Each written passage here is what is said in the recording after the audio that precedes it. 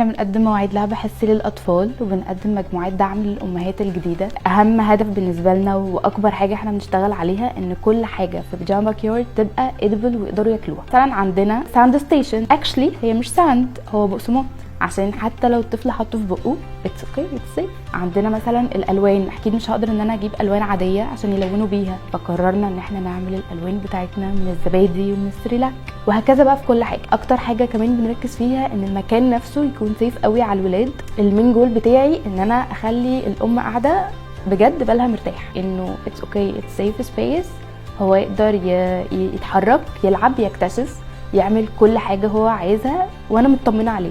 فايده السنسوري بلاي للاطفال هو بيشتغل قوي على الكونكشنز بتاعت البرين.